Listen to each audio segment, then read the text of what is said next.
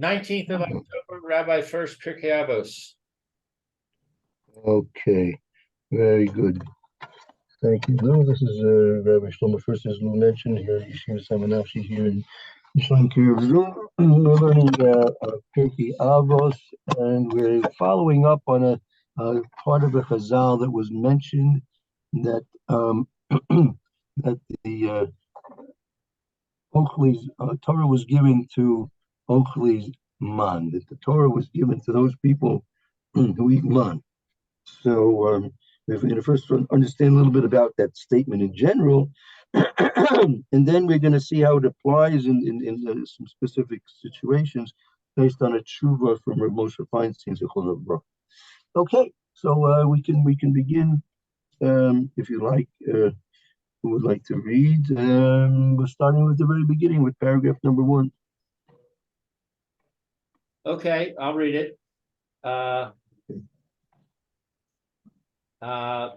Ma'aseh Hashem, Ma'aseh Torah, Perek Bet.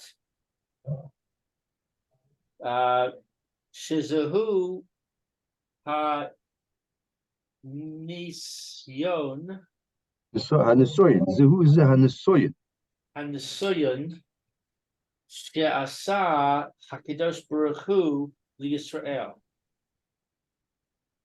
This is a test that Hashem made for Israel. Okay, very good, right? Everything in this life, whatever it happens to be, is always a test from HaKadosh Baruch Hu. Sometimes people have tests, like, for example, Avraham Avinu with the Yekeda, or any one of the other 10 tests that Hashem gave him to establish him and to make him into the forefather of us, the Jewish people.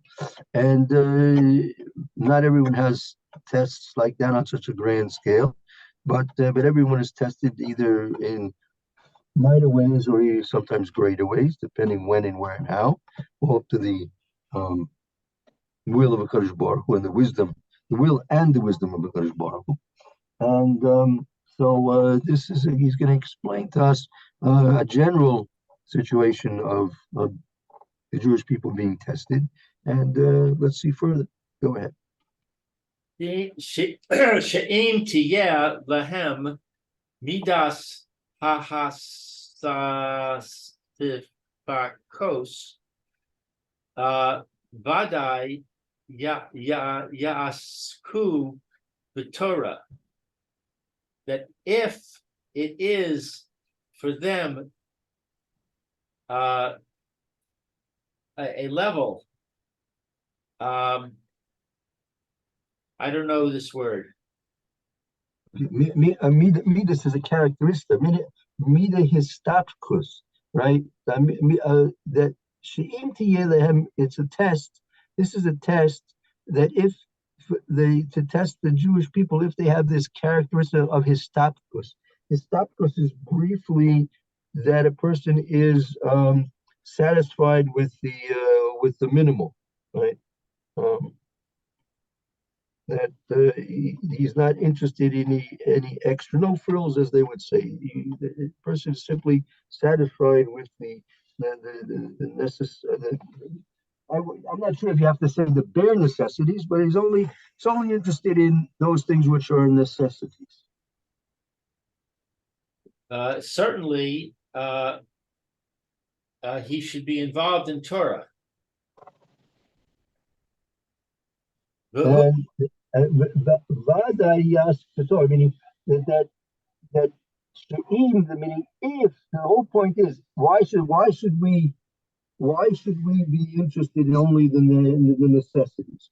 Because if a person is willing to live that type of life, that he is interested in simply the things he basically needs to support and sustain himself without any extras and without any frills, right? So vadai yasik b'Torah, that will be definitely an open door for him to be involved with Torah, right?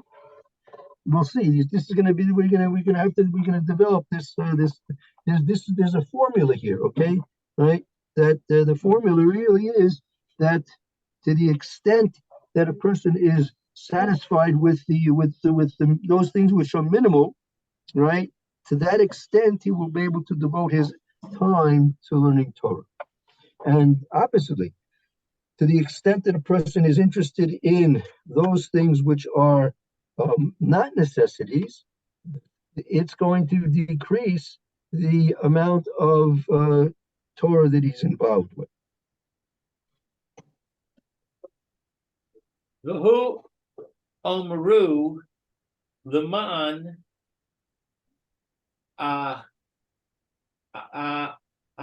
Anasnu Hayeled C. Halech Pisurasi, to go, Halech is to like to go, but I'm like, the word Lech Lecha. Halech, they will go, right? Pisurasi, they will go with my Torah. Okay, and what's the word before Halech? That's on son from the same word of Nisoyan, right? It's the Nun Samech, the word Nun Samech Nes, right? Nes. So there are three primary connotations to this shorish of a Nun Samech. Nun Samech Nes, as you probably are familiar with, that's like that which is a miracle. That which is a miracle. Okay, Nes also is a test, and Nes is also like a milestone, What's isn't there a word for a banner which sounds the same? Yeah, if you take a look in Shmona Esrei, if I'm not mistaken, you take a look in Shmona Esrei, we make a statement that indicates what you were saying, Lou. Let me point it out, which bracha that raise the banner of our people, right? Right. It says right. We saw nes lekabetz bilusenu. Taka b'shofar, the bracha of taka b'shofar. Take a look there. Take a look how they translate it.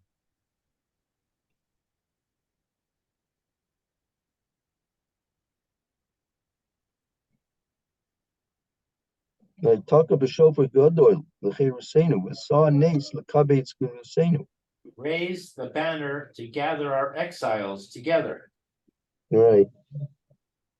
That's gonna be like that'll be a signal. The great shofar will be blown, right, to signal our freedom, and after that there will be the rising of the signal to gather in all our exiles, right, and they will therefore then be gathered from all four corners of the earth.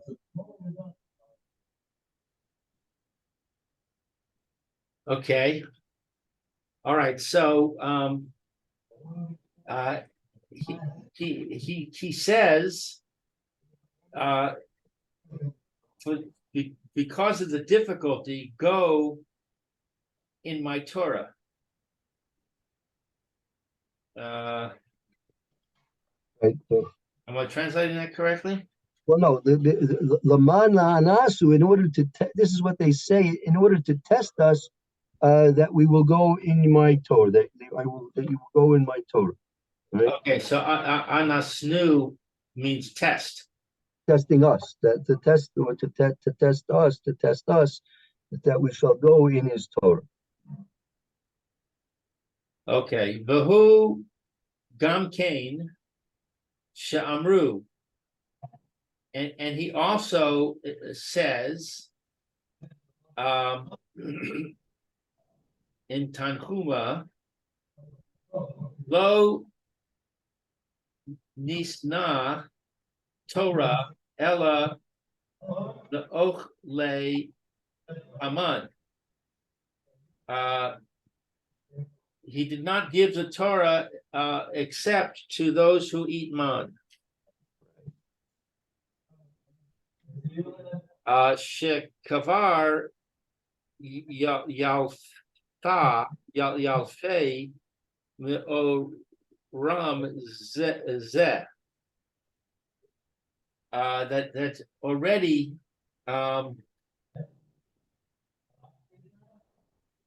he said this. But what is Yalfei? I mean, there's been wonderment about this statement. Meaning this statement needs to be clarified. So there's been wonderment about this statement already.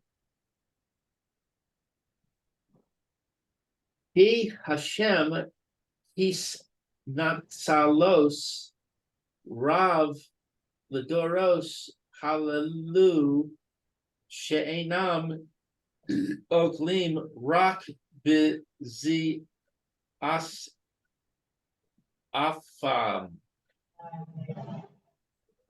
Because Apam. Apam. Yeah, I mean, right, because he his atzlus rav ledoros halalu she'enu oklin rak bezes apam, that it's because of this atzlus rav ledoros halalu. It's because of the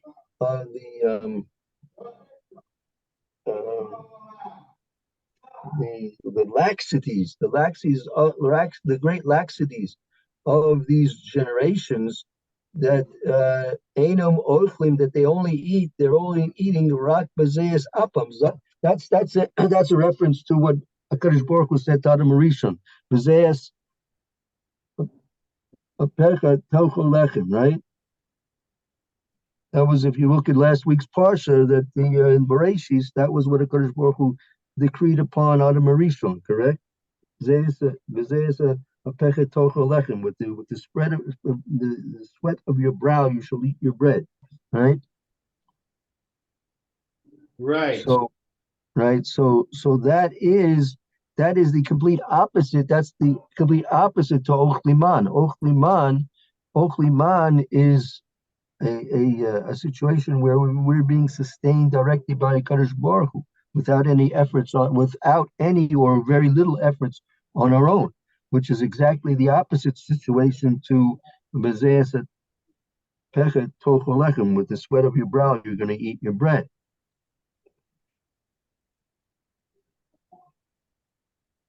Okay, so because of the laxities, the many laxities in this generation, we only eat by the sweat of the brow. Right.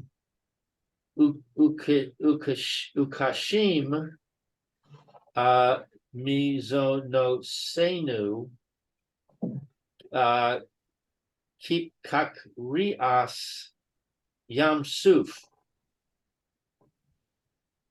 And it was difficult to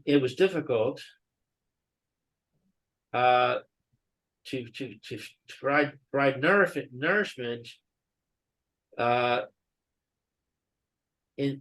when crossing the Yam Suf. Well, it's it's difficult to attain our sustenance, our nourishment, like crossing of the Yam Suf, meaning that the effort that's needed to attain a livelihood is as difficult as splitting the sea. Aval haya me'oram zal Ladasi Lomar. But it is stated by Chazal that we should know to say that right.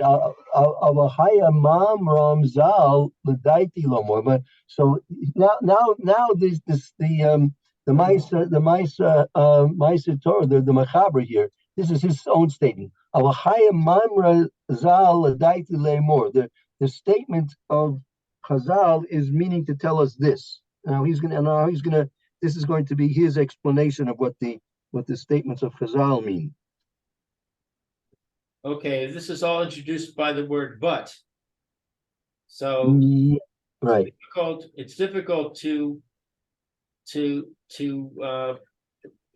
make a parnasa like the splitting of the sea. But this is what Hazal said.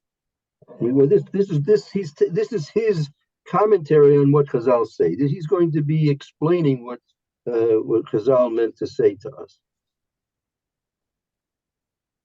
V'lo nisna haTorah ella lemi sheyesh lo midas hahasapikos. That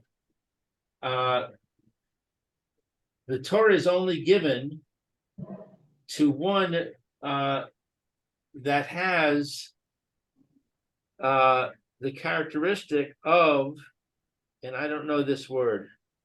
They stopped because we had this word in the middle of the first line. Satisfied with the minimum. Yes, that's right. Okay, so the Torah is only given to someone who's satisfied with the minimum. Right. She'eno choshev al ma sheyachol machar. That he's not thinking about what he's going to eat tomorrow. Rak Omer Baruch Hashem Yom Yom. He just says Baruch Hashem each day. Right. Ki ha choshev al ma sheyachol machar, because the one who thinks about what he's going to eat tomorrow, Yivakesh the his ashar below tanuach dato. He will request what is lahis ashar? Yeah, he will desire. He's desirous of becoming wealthy. Tis asher is to become wealthy. And he won't have a peace of mind. Right, he won't have peace of mind. Right, below to no title, because his real goal is to acquire more than he needs. Right, if he was just interested in acquiring what he needs, so he would be satisfied with enough food just to eat for today. And this is especially in our time and age. This is a very difficult thing to relate to, Bichlaw, because you can't even just go and buy five, 6, 7, 8 slices of bread. Meaning, if you just wanted to eat, to be nourished, and to have food for today, so you'd simply just go and buy 5 or 6 slices of bread. You have 2 slices of bread for breakfast, 2 slices of bread for lunch, 2 slices of bread for dinner, and with water, right? We know the Mishnah Avos says the Kach Dark Shel Torah, right? Pas b'melech tochel v'mayim yisura, right? So the way of eating when you're involved with Torah on a very high level is simply to have bread with a little salt and some water, right? So, but you can't even just go. You can't go and just go somewhere and try buy 6 slices of bread. You're not going to. Well, you maybe could buy 3 rolls. I guess you maybe could probably buy 3 rolls, right? But we grew up with refrigerators, with freezers, right? With stores and restaurants all over the place, shopping markets, and you have to, the government says you have to buy 20 packages of toilet paper because who knows what's going to happen, So we have a completely different foreign attitude towards this. But nevertheless, you should know that this is really what we should be doing, or at least then the question is, okay, if we can't really do this as ideally as it's depicted over here, we have to try and relate it to the things that we can do. So we'll be getting to that, Be'ez Hashem. But I would ask a further question. Beyond the difficulties you just mentioned, aren't we taught and encouraged that we need to prepare for the future? For example, a person prepares on Friday for Shabbos. And I think there's a statement that, he who prepares on Friday eats on Shabbos. Right. That's a good point. Exactly. On Erev Shabbos, you have to prepare for not only Erev Shabbos but also for Shabbat itself. But on Monday, you don't have to prepare for Tuesday on Monday. Well, I don't know about that.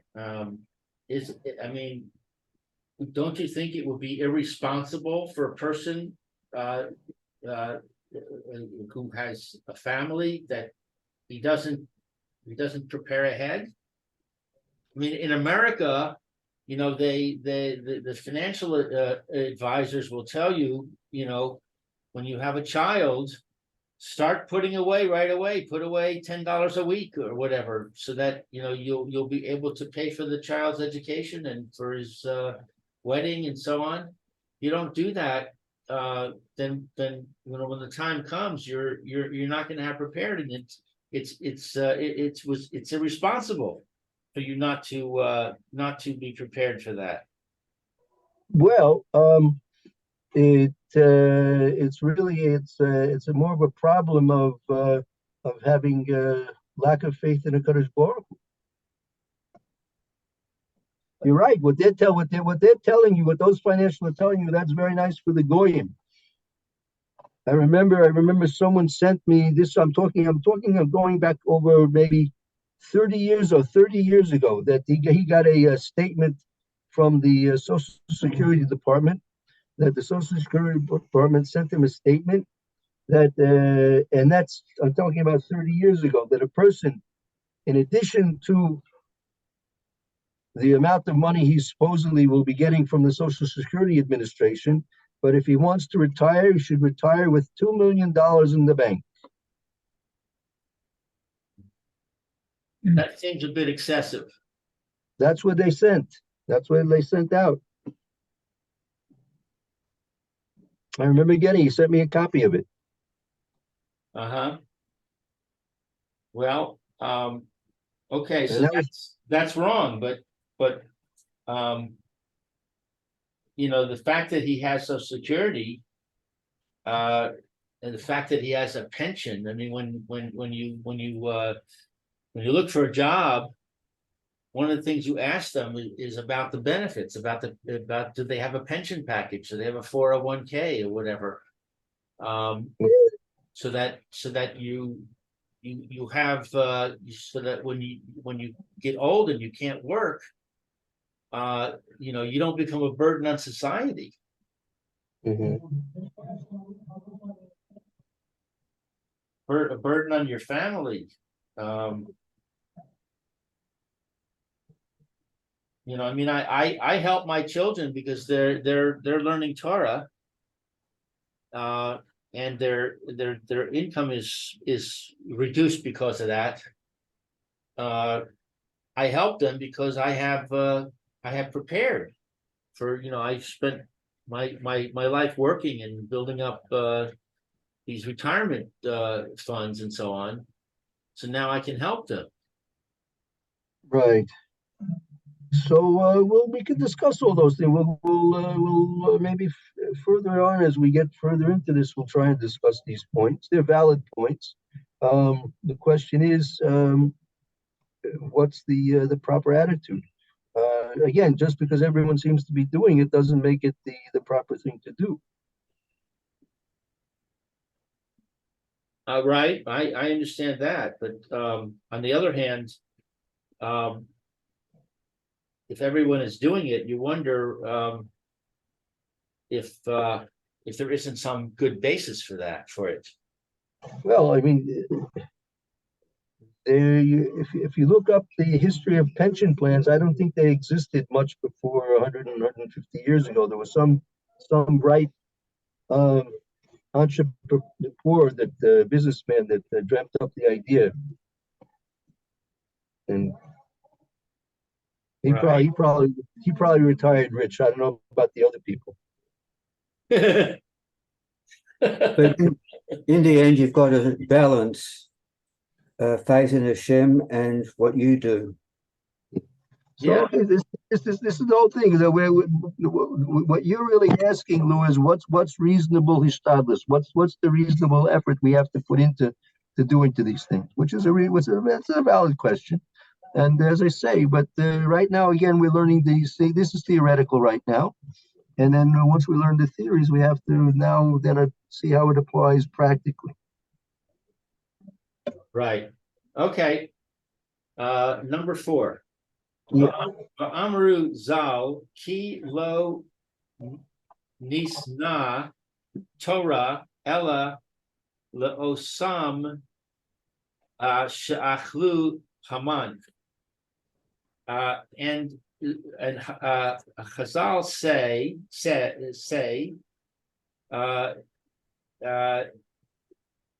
the Torah is not given. The Torah is only given to those who eat man. Velo chashasho lehosir bad may machar that they're not worried. What is lahosir? To have extra for the sake of tomorrow. That Chazal say, right? When Chazal say it was not given Torah except to those people who eat man, that what is that characteristic of those who eat man? They're not concerned about leaving extra over for the sake of tomorrow. See, we have to remember that the I'll give you an example. In Germany, there are a lot of Jews there. A lot of Jews. I'm talking about before the war, and Kristallnacht came, and the Jews were to a large extent were very industrious. They were wealthy. They had investments, businesses, right? And came along Kristallnacht, if I'm not mistaken, 1938, 1939, I forgot. And in addition to destroying synagogues and places of Jewish worship, they destroyed tremendous amounts of Jewish property, both personal property, business properties, and by and large, a lot of the Jews there had insurance, right? Right. So after Kristallnacht, with all the damage that was done, so the heads of the various different German insurance companies came to Hitler Mak Shemam Lezifro, and they said, "You caused us the problem. You took out your anger on the Jews, and now we're getting all the claims into our offices, all the claims for the damages that were done. They've been paying us insurance premiums, and now it's time for us to pay up." So Hitler said to Mak Shemam, he said, "Don't worry about it. We're going to make a tax on the Jews. The tax for the Jews is now that they have to pay the insurance companies for the damages that the Jews caused, that they're causing such losses to the insurance companies." So in addition to losing their properties, they now had to pay the Jews a tax to pay for the losses, any losses that the insurance companies might suffer because of um, their involvement, or the German people's in Kristallnacht. So when you talk about these things, you have to prepare for you have to prepare for the future. You have to have, you have the Social Security Administration, and you have insurance for this, insurance for that. So that's all very nice and good, but you know what? It's really a big charade. Don't fool yourself that there's any real security in that. The only thing you can really be secure in is a Kadosh Baruch. If we place a security, Chavos Levavos says this. If you place your security in anything else other than a Kadosh Baruch Hu, so a Kadosh Baruch Hu, you say, okay, that's what you place your security in. So okay, you have faith in your this or that. So okay, let it save you. Right? In contrast, however, if you have faith in a Kadosh Baruch Hu, so Kadosh Baruch Hu will save you. Right? Yeah. The unfortunate thing is we get the feeling that the way things are, the ways things should be and always will be, and that's not necessarily true. And we hope and pray that they do continue to be, in ways that society exists in a proper way, in an intelligent, functioning way. And we pray for that, and we want that.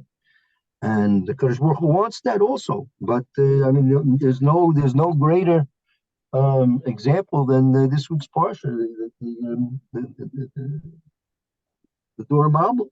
The Dor Mabul, Hashem, Noah came along. And his name, if you look there at the Rashi, at the end of Parshas Bereshis, Rashi explained why Noah's name is Noah, because at that point, when Noah was born, things became easier. Things rested. That Noah, besides being a tzaddik, he was also an inventor. Rashi explains that he invented all these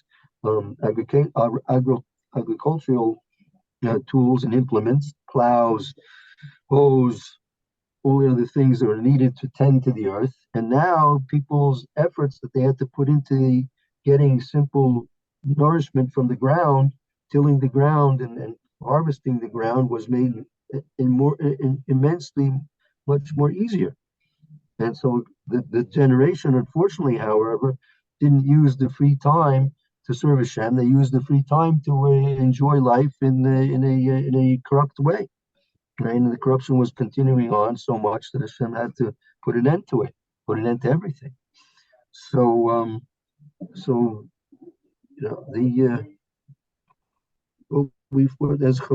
Chavos Levavos said, as I mentioned just a moment ago, Hashem wants us to place his faith in him.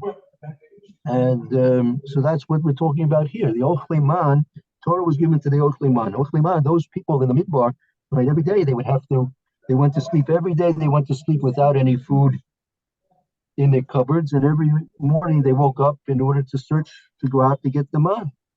Right? And that was a very big lesson in trusting Hashem. Again, don't forget, they were in the Midbar, right? They weren't, the local supermarket wasn't just, 5 minutes down the road in your car, right? If they had no food, right, they were stuck, right? And they weren't the only ones that were stuck. There were millions of people that were stuck there with them. If they had no food, it would be a big tragedy. But Hashem was trustworthy, and he gave us man every day in the Midbar.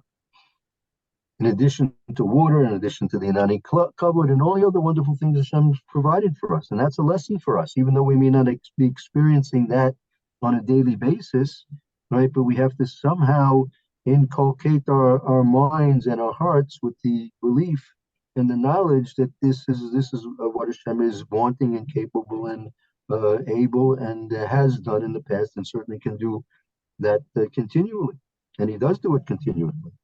So we have to constantly balance our our desire for the things in this life and the way we go about getting it. So that's what Chazal is saying to us over here. That those people who ate the man, they didn't have the benefit of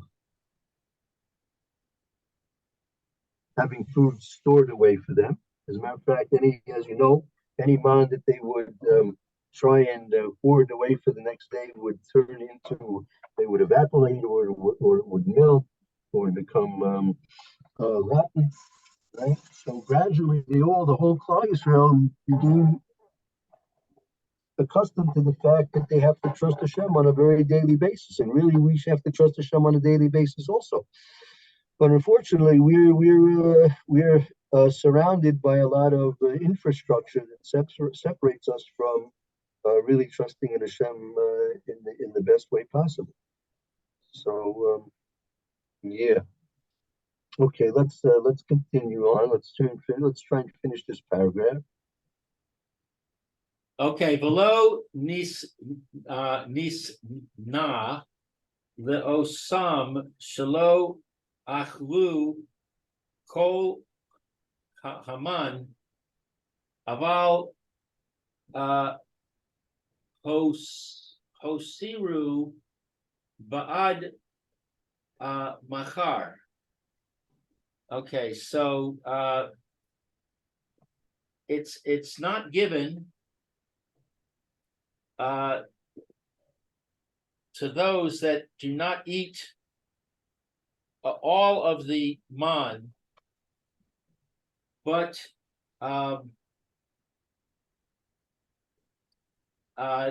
they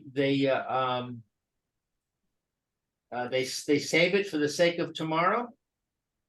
Right, meaning the Torah was given to those people who did not leave over anything for tomorrow, and the Torah was not given to those people who would save over for the sake of tomorrow. The Moshe Amar, the leak to davar yom biyomo leman an sanu. And this is like that which is stated. What is the leak to? Meaning it should be gathered. Meaning in the fields they would gather the man. They were commanded by the Kadosh Baruch Hu to gather the man in the fields, in the midbar, each day, for the sake of the test.